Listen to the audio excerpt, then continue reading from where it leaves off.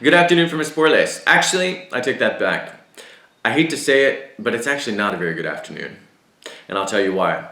So it's a beautiful day, the sun is out, it's warm, just an amazing spring day. Yesterday was cold and rainy again, so it started off as an amazing day and I was about to get out into it and I was really looking forward to it. Well, I decided that I needed to do a load of laundry before I left. So I got ready, it was all ready, got the laundry together, went downstairs, was going to take off right after that. And I discovered that the garage was flooded. About half of it was flooded.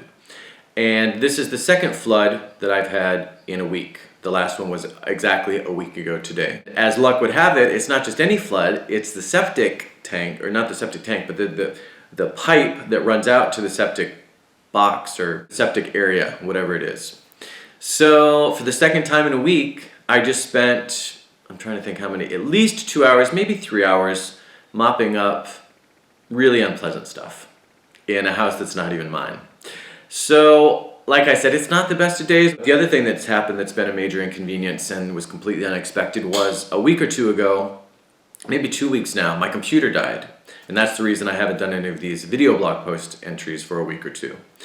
Now, at first, of course, there was a moment of mild panic and like, oh, this can't be happening, what am I gonna do?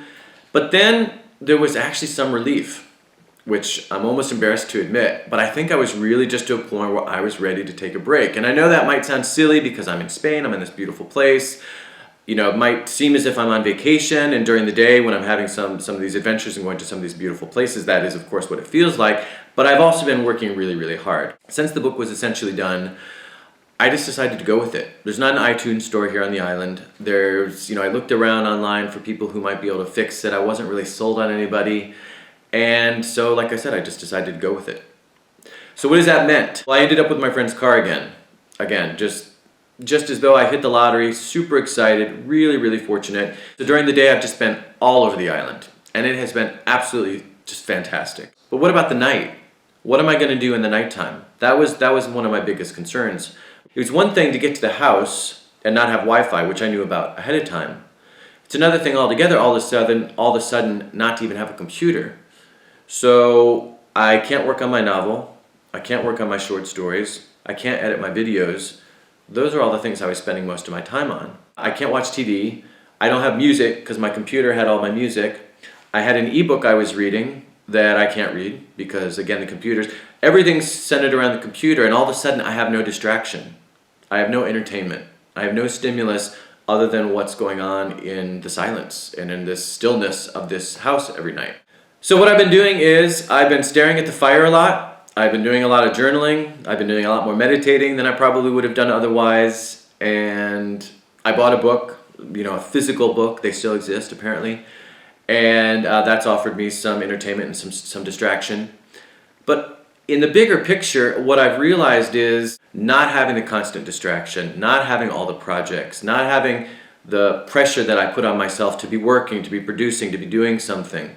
And just to be in the quiet stillness has really been a blessing for a number of reasons. First of all, when you're journaling, just a lot of stuff comes up. So I've been reflecting a lot more on my experiences here. I've been reflecting on other things, on personal things, and both on the good sense, but then also in the constructive sense. When you're quiet, when you're still, and this I think is one of the main reasons we're afraid of not having the stimulus and the distraction and just sitting still and being quiet, is because unpleasant things also come up, right?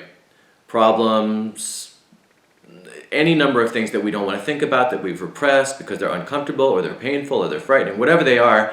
So in addition to the good things that have come up, the memories, I've started writing some new short stories about my experiences here, that kind of stuff, some unpleasant things have come up in the silence and in the stillness. But it's been good for me to be able to look it in the eyes, to be able to really think about it, and to be able to figure out how to deal with it.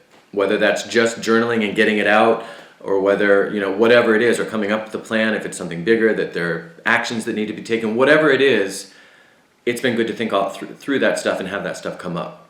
While I certainly don't recommend that everyone take 2 or 3 weeks with no internet and no TV and no music and no distraction whatsoever, it has been a really good reminder of the value of cutting that stuff out, at least for a period. Even if it's just a half an hour a day, even if you're just sitting around meditating for half an hour a day just to clear your mind and just to stop everything and shut everything out and just, as cliche as it sounds, be present.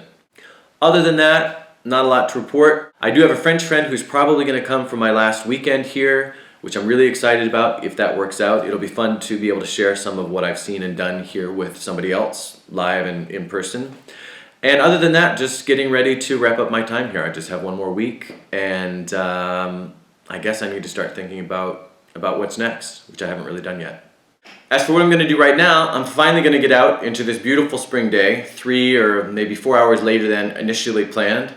And I'm also going to wrap up this video blog post. So thank you very much for watching, and until next time.